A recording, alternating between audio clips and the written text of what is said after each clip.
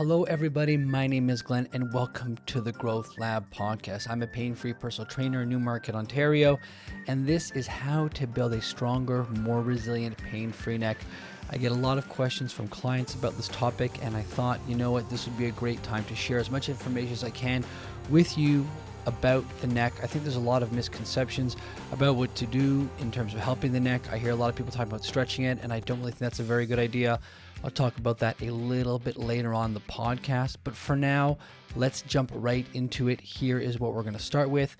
Today, we're going to start with what you need to improve in order to start feeling really good in your neck. There are really 4 areas that most people will see tremendous improvements in the way their neck feels and how they use it if they get them stronger, improve their endurance, or another way of saying it is just to work on them, make them better pieces for your body to use. Your trunk, shoulder blade, and neck are all important to work on because they work together synergistically to create movements in the body. And oftentimes when there's a deficit in any of those areas, the neck ends up taking a lot more of that work. So to give you an example, if I was going to turn to my left-hand side, as if I was checking my blind spot, one of the things that I might do is I might start to turn my left shoulder outwards. And with that left shoulder turning out, my left shoulder blade would start to retract or start moving backwards towards the middle of my spine. And then I might actually turn my spine and rotate my rib cage to the left as well. And lastly, I would move my neck in the direction of the left side in order to actually check my blind spot. Now you could try at home right now, not moving anything, but just your neck, and you'd find you don't get very far at all. You really have to move all 4 of these pieces together. And so often when I work with clients, what I will see is that if there's a deficit in one of these areas, the other 3 have to make up that deficit. So to give you an example here, if each one of those pieces is going to contribute 25% to the movement of turning to the left and one of them goes out, well, that means the other areas have to pick up that slack. Instead of doing 25%, they're doing 33%. And what happens if 2 of those areas are compromised? Now you've got 2 areas doing 50%. And what happens if you've had shoulder surgery, you've had numerous herniated disc or trunk injuries, you have a lifetime of wear and tear, and your body is just using the neck more than using the entire body to turn to the left? We're going to end up stressing out your neck a whole bunch. And so it's important to get all these areas stronger and improve their range of motion in all different directions if we want to have a really strong, amazing, resilient feeling neck. Now we're going to talk about how to do it shortly coming up, but as a teaser, this is how I want you to think about it. Your range of motion, how far you can move, mobility, the thing that everyone's obsessed with, is actually built through strength. If your muscles feel comfortable pulling you into a position, then you'll have more range of motion. If muscles don't feel comfortable pulling you into a position because you have an injury there or they feel weak in that position, then they're not going to move you there. And so really range of motion and mobility is synonymous with the strength and endurance and the range of motion at each of the individual joints of the body. So if you want to have a nice loose neck, we need to make sure that all these different components I've already mentioned can move and pull you into the directions that you want to with ease and in a way that your body can trust. Now we could get into a long, in-depth conversation about how all these pieces interact with each other, but think about maybe the cardinal planes. So the cardinal planes being, being able to tilt your head to the side left and right, or being able to tuck your chin in and come up and down, or to twist your head left and right in your neck. These different movements all have coupled shoulder and spine and shoulder blade moves that come along with them. If I'm going to tilt my chin down, I have to have shoulder elevation and depression, which means shrugging upwards or shrugging downwards. I have to be able to flex my trunk and spine, which means I have to be able to crunch downwards. And my shoulder joint, there's a little bit less shoulder joint involved there, but those 3 other ones I mentioned still readily apply. We've already talked about turning the neck left and right, so I won't belabor that point any further. If we think about extending and moving the opposite direction, my head has to be able to come up and down on the top of my spine. My cervical spine, my neck has to be able to extend backwards. My thoracic spine, and this is a big one, your rib cage, has to be able to extend up towards the ceiling. And your trunk and spine, your mid back and your lower back also have to be able to extend as well. You can even try this at home if you want to. If you try to keep your shoulder blades down and flex your abdominals and crunch down a little bit, as I am right now in the video, you try to extend your neck up, you really can't get that far. But if you relax everything, you'll find you can open up a lot better. And so all these pieces really do need to work well together in order to have a nice, resilient, smooth movement in the neck and to have everything feel nice and loose. So I've already talked about how strength is important for mobility, right? Strength allows you to move your arms and your neck and your shoulders in certain positions, which means you have lots of range of motion. The endurance is also important. And the endurance isn't important in the sense that, I have to be able to do 20 repetitions, and that's what I mean by endurance. What I'm talking about in terms of endurance is, can you use all these pieces that are involved in moving your neck and your head around for as long as you want to, for whatever tasks you want to do? So for a lot of people, very early in the day, they have a lot more energy, they have a lot more pep in their step, their body tends to feel much better. As your body begins to fatigue into the day, and that might mean your left shoulder fatigues out sooner than your right one, or the left side of your spine fatigues out sooner than the right side of your spine, some combination here. What this ends up meaning is that at the end of the day, it's more likely that those pieces that are stronger have to do more and more work. So let's just say I had a very weak upper spine, very weak shoulder joints. Well, that means as the day goes on, I'm relying way more on my neck muscles. And that's why for a lot of people, the neck muscles get tighter and tighter as the day goes on, as to where someone who has very strong joints and muscles all over their body, the neck tends to feel pretty good. So we can kind of see how all these different pieces fit together. We need to have the strength at our shoulders, at our shoulder blades, our trunk, and our neck in order to move us into certain positions. And then we need to have the endurance in those muscles to be able to keep up with our day-to-day tasks such that by the time we get to later in the day, we still feel pretty good. So that's everything that you need to know in order to improve your neck health. Now let's take a look at what you ought to avoid. Avoid. So this is going to be a controversial opinion, but I think one of the biggest mistakes that I see people make is they always try to stretch out these tighter areas, the ones that are so tight that they start to get a little bit achy. Let's talk just a little bit about why stretching might not be a very good idea. If a muscle is tight and it's causing you achiness, and that might manifest as a tight achy joint, or it might manifest as pulling your neck often, or it might manifest as tension headaches, any of these different things, why is that muscle getting excessively tight to begin with? Well, I'd put it to you, it's because it's working harder than it really wants to, than it ought to be doing. One of the best examples I can give you is playing a team sport. So I played a lot of hockey and soccer growing up, and I was on defense.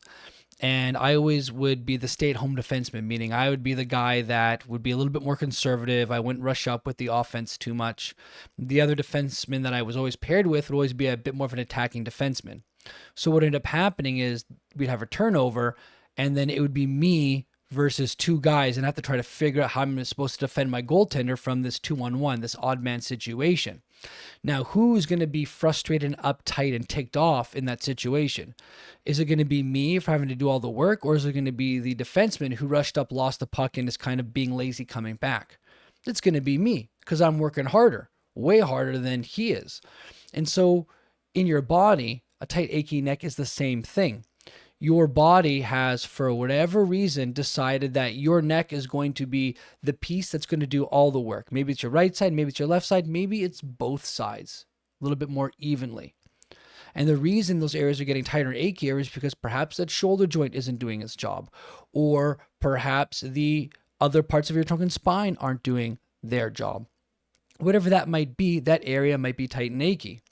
Now, stretching it could give it some relief. Maybe a little bit. However, it's usually temporary because your body's going to go right back to using that piece afterwards.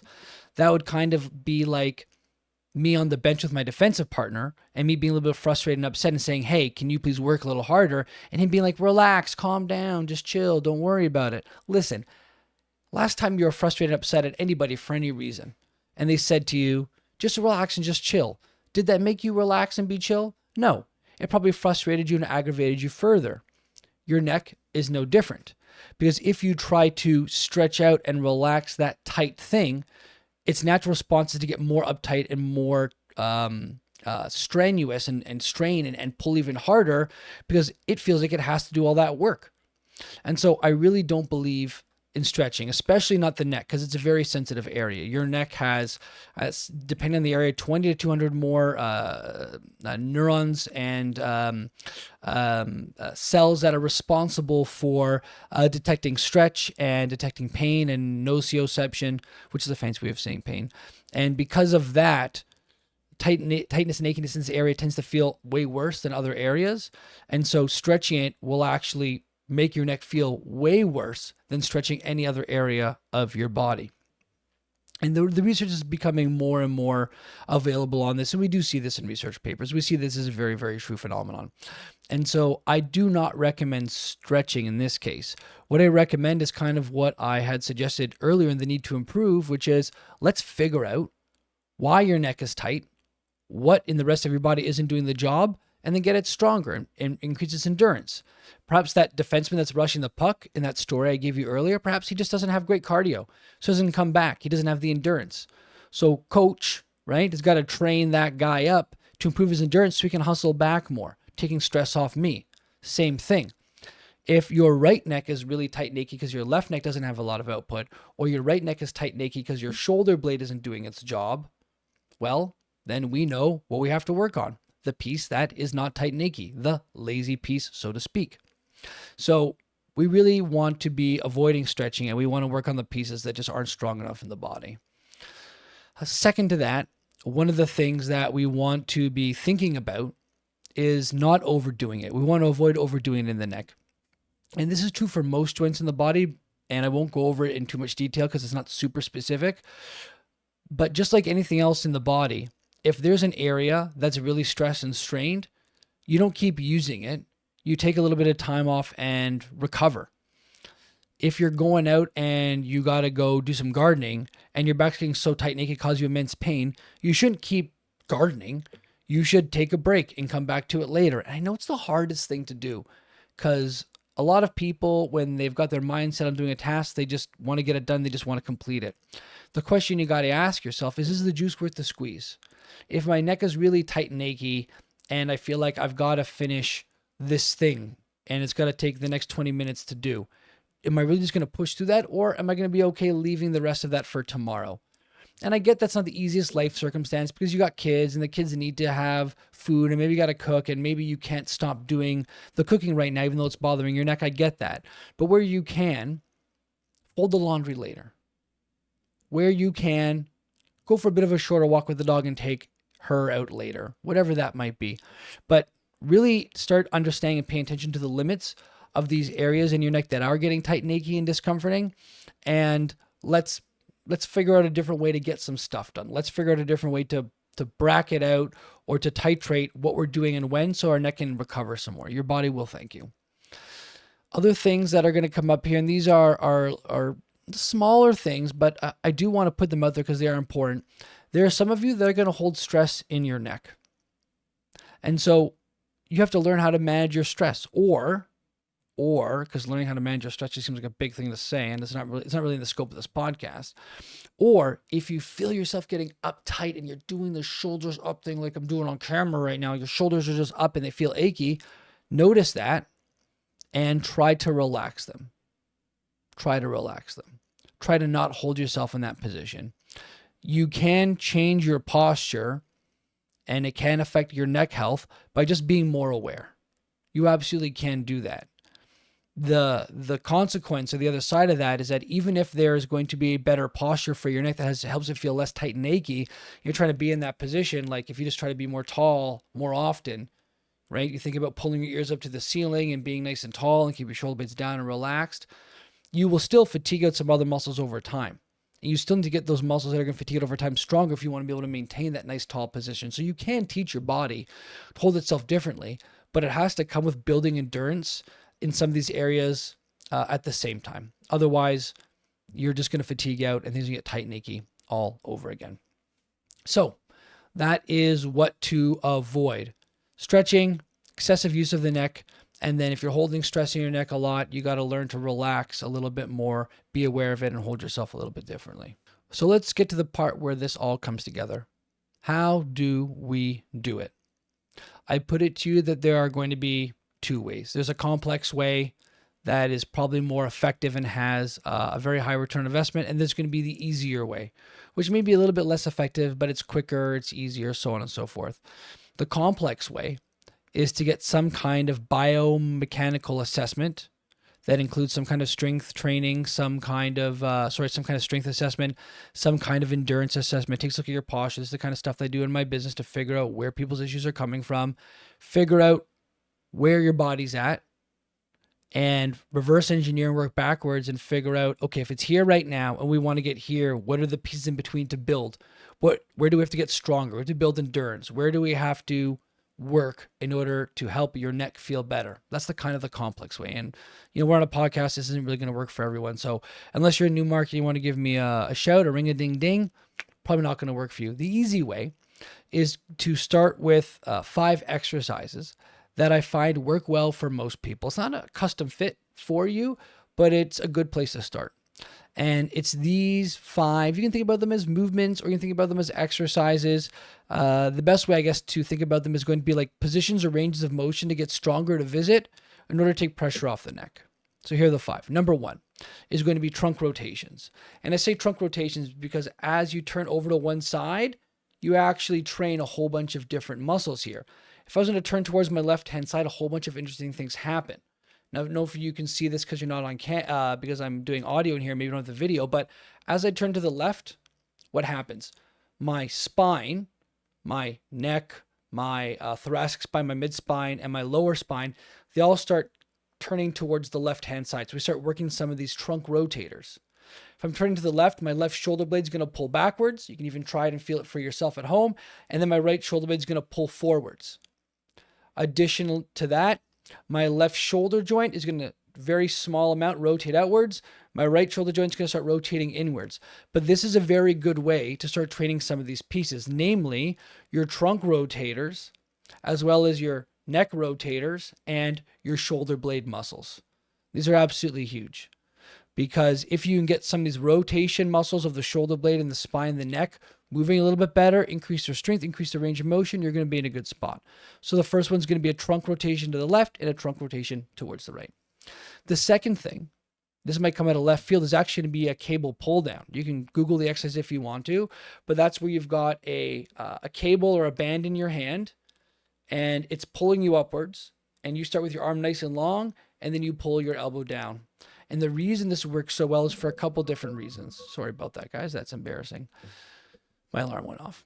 The reason this cable pull down works for a couple different reasons is this. One, as that arm is being pulled, it actually creates more of like a distraction force, which is just to say it kind of pulls all your joints away from your body, away from your center. It creates a little bit more space. And if we can get stronger in this out position like this, and we have more space in this position, that's going to be a good thing to help us feel better. In addition to that, when we pull the arm down here, we're working some different muscles. One, we're working some of our shoulder extensor muscles, which also happen to be muscles that rotate our arm outwards. We also work on the muscles that pull the shoulder blade downwards, help bring a little bit more support to the shoulder blade muscles. We also are working a little bit, believe it or not, on just the movement of bringing our arms up overhead.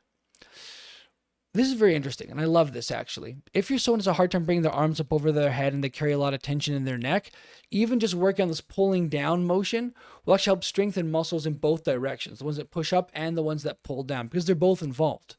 Even though the muscles that pull down are going to be the ones that are, we'll call them the prime movers, the ones that are generating more of the force, all the other muscles at the elbow, the shoulder, the neck, all these other ones, they're actually acting as joint managers, which means your body still has to use them. So they're still going to get stronger in the sense that you can still build muscle in them, which is great. But the other thing that happens is you get stronger in that your brain learns that it's more comfortable to be in this position, this one with your arm up overhead. And if your brain is more comfortable with your arm up overhead, that means it's going to find more efficient ways to move you into that position, which is really good, because it means that even if you're holding utensils and you're eating or you're cooking, you're going to be able to have more strength in your shoulder, your neck, and your back, and it's going to go a very long way to helping you have a more relaxed, less tense, more resilient neck without actually having to work on that area. Because what happens to a lot of people is they start training their neck when they feel like it's weaker and it's tight, and this exacerbates the issue. The neck muscles are not that big compared to your shoulder muscles and your back and your spine muscles are relatively small. And so for them to have to work, it means some of those bigger muscles are really not doing their job. And so doing this single arm pull down, doing both at the same time is going to go a really long way to helping train your body to relax your neck a little bit more and trust in these other pieces. Also help you increase your range of motion, strength, all the stuff I talked about earlier. The third exercise is, in addition to a pulling one, is going to be doing a full rowing motion. Now, this rowing motion has to be done in a couple different ways. One, when you are doing a rowing or pulling motion, you have to let your shoulder blades relax and come forward, and you have to let your spine and your trunk kind of dip forward. It's almost like if you've ever seen someone who's got a dog and the dog's pulling them forward and they lose control and their entire trunk and spine moves forward. That's what we're talking about, that kind of motion. Not uncontrolled though. So if I had these cables in my hand in front of me and I was trying to do a row, I would pull my elbows all the way backwards, and then I would let my elbows come forward, and then let the shoulder blades come forward with it. I'd let my spine bend a little bit. I'd get to the end of that range of motion, and then start pulling my elbows all the way back again. So that's how far forward we have to let the weights come in our hands. The other half of this is when we pull the elbows back, we pull the elbows right back. We try to pull those shoulder blades together, and we even let our spine arch up a little bit as we go through the movement. This works some of the muscles of the upper spine, some of the mid-back muscles, the thoracic region, because if we can't arch and extend our back, our shoulder blades can't glide very well on our back. If the shoulder blades can't glide very well on the back, we can't end up using the shoulders as well. And if we can't use the shoulders as well, we can't really, we have to throw more of that work into our neck. If we can't use the shoulders, we'll have to throw more of that work into the neck. And so going through this beautiful full range of motion row where you pull the elbows back. Once you're in the back position, you try to pull your elbows together and then arch your back in a nice smooth movement. It should feel natural. And then you control the weight forward and the shoulder blades be pulled forward a little bit and let your spine curl forward a little bit. And then you pause and you move back into the direction. This is an absolute beautiful way to help unlock the shoulder blades, unlock the shoulders, and take a lot of pressure off your neck. One small caveat of something you don't want to do during this kind of exercise is you don't want to have your shoulder blades come up. If you have your shoulder blades come up, you're going to encourage more use of your neck muscles, and we're trying to avoid that. So far, we have some trunk rotations, we have some cable pull downs, and with these full range of motion rows. Now, the last two, and it might sound counterintuitive, but they're very important, are going to be shoulder internal rotation and shoulder external rotation. The best way to think about this is that that classic exercise where you might see someone keep their elbow in by their side and they're holding a cable in front of them and they're just trying to turn their arm all the way out and then come all the way in, all the way out, and all the way in, right? I don't know if you can see this on the video. I highly encourage you to check it out right now if you're just listening to this in the background or if you got Spotify. I'm just trying to let my shoulders kind of turn in and out here. And turning these shoulders in and out will do a couple different things. One, it gets your shoulder joint stronger. And if your shoulders are stronger, it will take pressure off your neck. But the second thing it does is as you get to those end ranges where you're trying to turn all the way out and turn all the way in, your shoulder blades move a little bit. And you get a little bit of that shoulder blade stability, some of that shoulder blade mobility, some of that shoulder blade strength, some of that shoulder blade support into this action, which is beautiful. And so when we take all these together, the trunk rotations, the pull downs, the full range of motion rows, the shoulder internal rotation and external rotation, we're really training all of the muscles of the spine and the shoulders and the shoulder blade to help them get stronger and build more endurance. And in this way, we're doing everything we need to get everything stronger so the neck can relax. And that's kind of the crux of this whole conversation. I know I get repetitive sometimes. It's important though, because I really need you to understand this stuff if you want to have a really nice, strong, resilient, relaxed neck. It's not about getting the neck stronger per se. It's about getting everything else stronger to take some pressure off of that neck. And so generally when I work with clients, it is done through that biomechanical assessment, and I might not do all these things with them, or I might do a lot of them or all of them with these people. But for you, this is where I would really start. These are going to be really great exercises. Most people should do these through a controlled range of motion. I would even say doing them in terms of a, how do I put this here, like a 2 to 3 second lowering and a 1 or 2 second coming up, which is just to say, if we're looking at that row variation, that pull down variation, right? We're going to pull and it's going to take us 1 to 2 seconds to go from the fully forward position to the fully back position, We're going to pause it back there for a second, and then we're going to control back to the beginning at a bit of a slower pace. So you can think about it if you're rowing like a 1, 2 pull, hold, and then 1, 2, 3 all the way forward. 1, 2 pull, 1, 2, 3 all the way forward. And I would do these exercises with a fairly lightweight, something you could probably do for 15 to 20 repetitions, where you've got some repetitions left in the bank, where it's burning a little bit, but you're not going completely to failure, but you've got a little bit of juice in the system. And the reason we want to go with a little bit of juice is because if you go right to failure and you do these exercises every day, there's a chance that you'll make everything more tired, and the neck will have to get a little bit tighter in order to compensate for these other tired muscles. However, if we just leave 2 or 3 repetitions in the bank and we do 20 when we could have done 23, what we find, and this is validated by research, and I do this with my clients, is we find that the range of motion increases, the strength increases, they don't blow up their neck because they're not pushing themselves right to failure, and they end up feeling pretty good by the end of the session. You could do these 5 exercises every day if you wanted to, as long as you don't push it too far to help relax that neck. I would even recommend doing them every day if you can, just 2 sets for a total of 10 to 14 sets per week if your body can tolerate it. Right? This comes back to point number 2, what you need to avoid. Don't overdo it.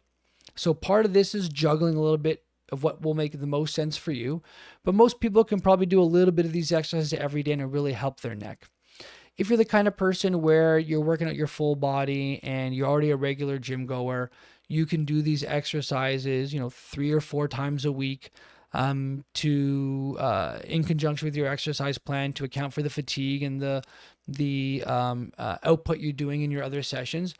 If you're someone where you're at home and you don't have access to a gym or you don't want to go to a gym, you can do this with a cheap band set from Amazon.ca or .com or wherever you buy from .co.uk, whatever your back end to your website is.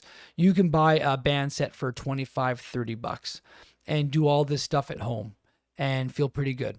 And so this is kind of where I would start with all these different exercises. So quick summary of everything. Feel free to go back and listen to it again if you'd like. What you need to improve: trunk and spine health, shoulder health, the shoulder blade motion, shoulder blade health, and your neck health.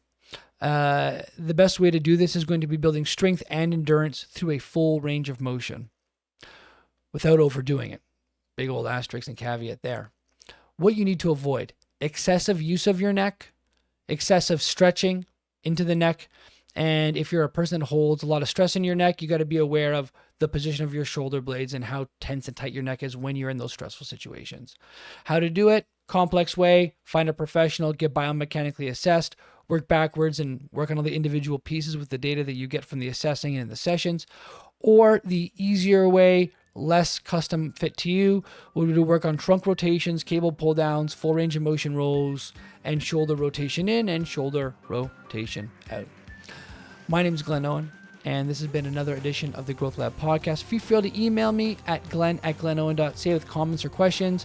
Leave some comments. I'd love to hear what you are experiencing, and if you have any ideas for shows or things you're struggling with, they'd like some information on, I'm always open to new ideas. So that's everything for today, everyone. Have a great day. Take care.